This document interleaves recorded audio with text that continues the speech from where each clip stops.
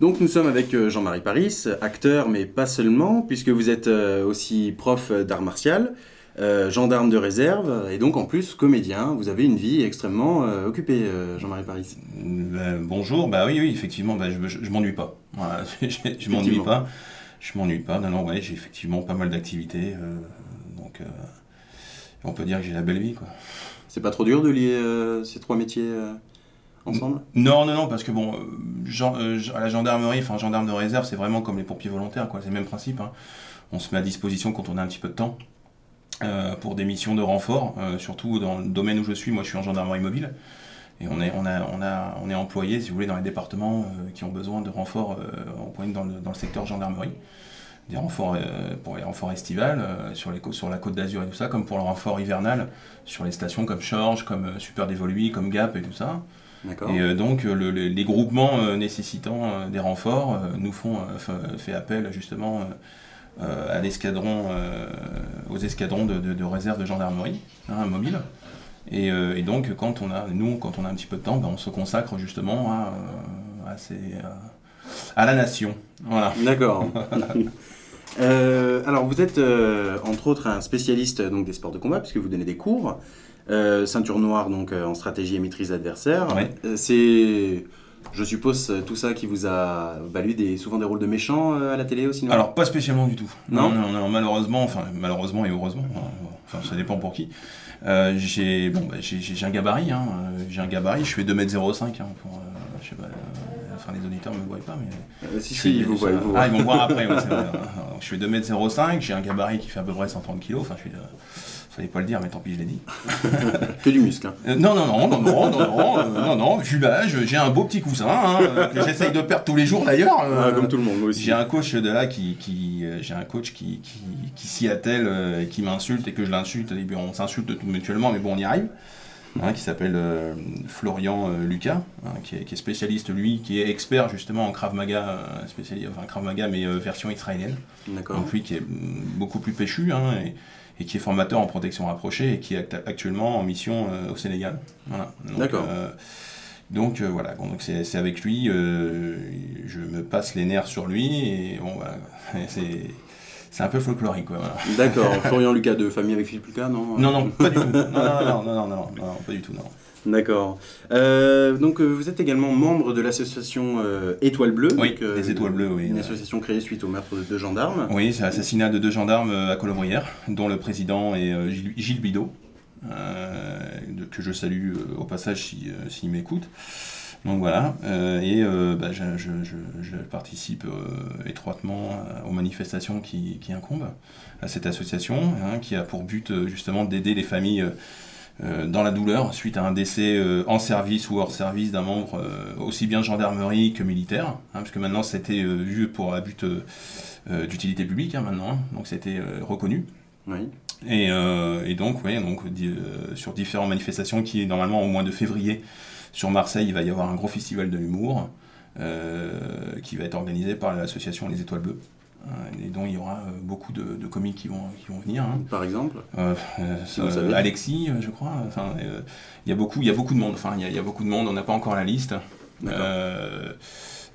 J'ai dépêché aussi. J'ai demandé aussi à mon ami Frédéric Bourali qui joue le rôle de José dans Scène de ménage. Oui, une émission très regardée. Oui. Donc, je ne sais pas s'il sera là, mais je pense qu'il fera quelque chose, une petite vidéo avec toute l'équipe de Scène de ménage pour faire un petit coucou pour l'association.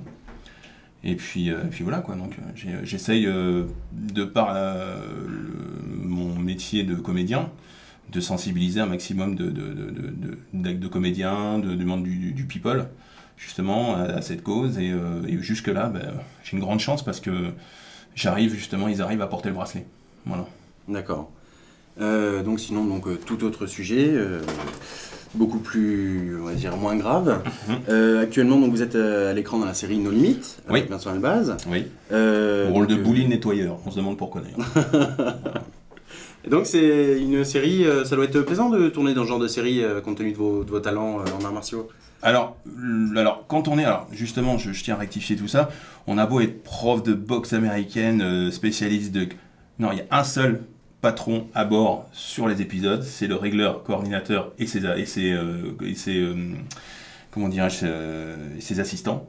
Notamment sur cette série, c'est Alain Figlertz, qui est très très connu dans le milieu du cinéma, puisque bon, je vais vous citer des films, Tekken 2, Babylone AD, enfin vraiment des films où ça bouge beaucoup, et dont il y a une technique bien spécifique. Donc le maître à bord, c'est lui. Donc quand on est devant lui, on est comme un enfant, quoi. Malgré votre gabarit, donc... On oublie tout, on sait pas ce que c'est une droite, mais bon, après on apprend vite que c'est une droite parce que ce monsieur ne fait pas semblant aussi. Bon, c'est vrai qu'il dit, ouais, faut pas abîmer le comédien, mais des fois on s'abîme. Des fois on s'abîme, mais... Ça arrive souvent de s'abîmer ? On n'a rien sans rien. Hein. Oui, c'est vrai aussi. Voilà, et puis je pense que c'est comme Vincent. Vincent fait 80% de ses cascades. Déjà pour son rôle, c'est génial parce que Vincent vit son rôle. Dedans, il est à fond dedans. Voilà quoi, il est dans son rôle de Vincent Liberati, il est excellent quoi. Je veux dire, c'est pas pour lui donner, on dirait pour lui beurrer les bottes, hein, mais non, puis une ambiance sur le plateau qui est géniale quoi. D'accord. Et comment vous en êtes venu à faire du cinéma, parce que vous avez quand même fait des films connus, Le Transporteur, Les Tuches, Le Marquis, OSS 117, L'Arnaqueur. Vous avez aussi un rôle dans Plus belle la vie. Ah oui. Oui. Non, c'est bien. C'est bien. Non, mais moi j'ai des casseroles aussi. J'ai des casseroles aussi. C'est pas moi qui l'ai dit, hein. Non, mais moi je le dis haut et fort. Voilà, je le dis. Voilà, j'ai même le micro dans les mains. J'ai fait des casseroles. C'est des casseroles qui un jour, si Dieu le veut et si les gens m'aiment bien et continuent à m'aimer, je pense que si je suis invité dans l'émission d'Arthur, je pense que ça ressortira. Est-ce que je me planquerai sous la table? Mais non, j'ai commencé par le miel et les abeilles et les miracles de l'amour. D'accord, j'ai pas osé le citer, mais donc vous l'avez fait. Tant pis. Tant pis, quitte à me grigner, c'est fait. Non, mais je regrette pas, non, parce qu'il faut bien commencer par quelque chose. Et j'ai eu la chance justement lors d'une soirée où je n'avais rien à voir avec la comédien. Hein. Moi, je faisais de la protection rapprochée et je me suis garde du corps. Hein. J'étais bodyguard et j'ai été approché par un producteur qui s'appelait Monsieur Azoulay, qui était le PDG de d'AB Productions à Paris. Oui. Et il m'a dit, tiens, toi, t'as une gueule à faire du cinéma. Alors j'ai dit, il se fout de ma gueule ou il cherche, je sais pas. Je pense pas, non. Voilà, non, mais en fin de compte, non, il sait vraiment pas, il parlait sérieusement. Et puis un jour, il m'a dit, tiens, viens, on a peut-être quelque chose pour toi. Et j'ai dit, allez, feu. Et puis ça a commencé. Donc j'ai commencé effectivement par le miracle de l'amour, à faire des apparitions dans le miracle de l'amour et le miel des abeilles. Et après, c'était un petit peu plus sérieux. J'ai tourné avec Claude Zidi dans Astérix Obélix contre César, où là, par contre, on m'a pas reconnu parce que j'avais un monstre, j'avais un masque de monstre sur la tête, et il y avait 4 ou 5 heures de maquillage, voilà. Donc, et combien de jours de tournage pour Astérix ? Alors, on est parti tourner à Munich. Alors ça, c'était extraordinaire. Ça aussi, c'est fabuleux parce que on a la possibilité de voyager, et ça, c'est énorme. Voilà. Possibilité de voyager, possibilité de faire des choses qu'on ne pourrait pas faire en vrai, notamment rentrer dans une vitrine en voiture et demander 2 croissants, c'est énorme. Tu vois, on peut pas faire ça en vrai parce que à mon avis, on irait bouffer les croissants en garde à vue. Mais non, il y a des choses qu'on peut faire et qu'on pourrait pas se permettre dans la vie, et ça, par contre, c'est monstrueux, quoi. Donc c'est un grand plaisir. Ah, mais c'est tout le temps un grand plaisir. C'est tout le temps un grand plaisir. Et puis c'est vrai que le fait d'être dans la caméra, les gens me disent, mais t'as pas peur de la caméra, faut savoir qu'on est nombreux sur un plateau. Hein, notamment sur nos limites, je crois qu'on est à peu près 90 personnes sur le plateau. Donc c'est une usine, hein, c'est une vraie fourmilière. Et ça se passe super bien. C'est vrai qu'on a un timing à respecter, on a tout ça, parce que ça coûte cher une série. Hein. Très cher. Il y a des fois où on peut se permettre un peu des extras, qui est mis dans les bonus. Et puis des fois, où c'est un peu plus sérieux, où là c'est un peu plus compliqué quand il y a des grosses cascades à faire. Donc voilà, quoi. Donc c'est l'adrénaline à 100%, quoi. C'est un gros plaisir quoi, de tourner. Ah oui, je m'en doute. Surtout vu ce que vous racontez, ça a l'air génial. Je vais peut-être me reconvertir. Il n'y a pas de cinéma encore.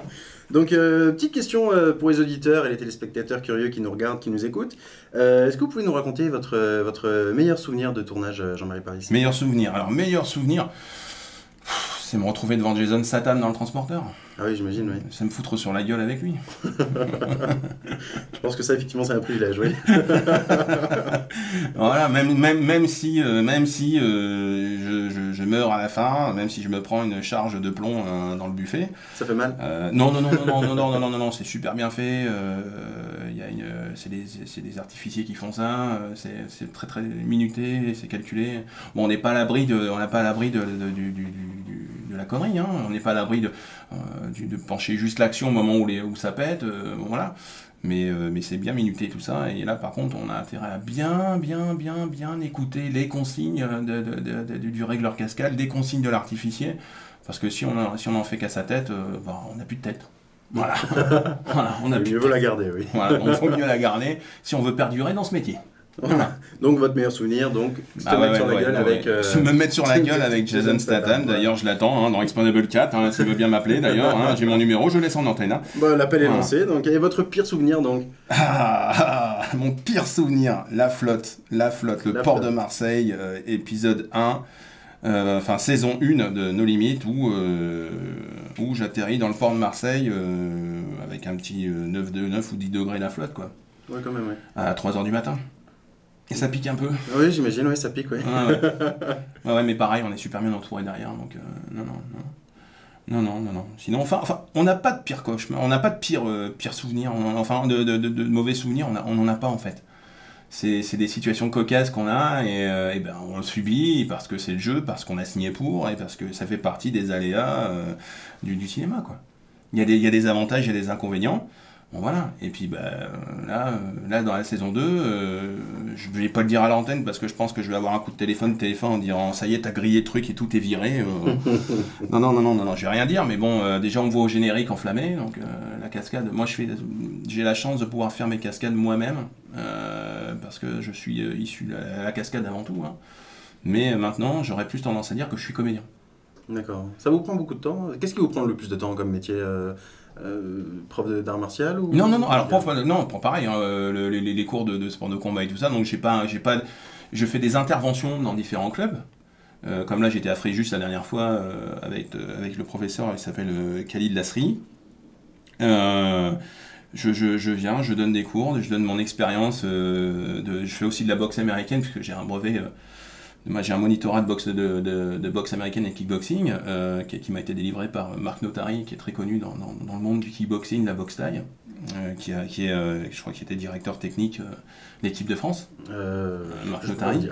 Je sais pas s'il est toujours d'ailleurs, faudrait que je l'appelle pour lui demander. Donc tu m'en veux pas, Marc, si tu m'écoutes, tu m'en veux pas, je vais pas me prendre une droite. D'accord. Parce que tu fais bobo aussi, parce que c'est un gros gabarit aussi, lui. Ouais. Donc voilà, mais sinon, non, j'interviens, j'ai pas des horaires fixes, j'ai pas des clubs fixes, c'est suivant si je peux, et puis voilà, j'y vais comme ça au compte-gouttes, j'y vais à la semaine, les mecs qui m'appellent, t'es dispo? Oui, t'es pas dispo, tant pis, une prochaine fois, ok, ça va. Puis généralement, quand je viens, on s'amuse. D'accord. Ça pique un peu. Aussi, oui. Bon, écoutez, merci. Jean-Marie Paris d'être passé par nos studios, donc dans les Alpes, à Chorges, à TV d'ici Radio. Merci. Et puis, on espère vous revoir bientôt.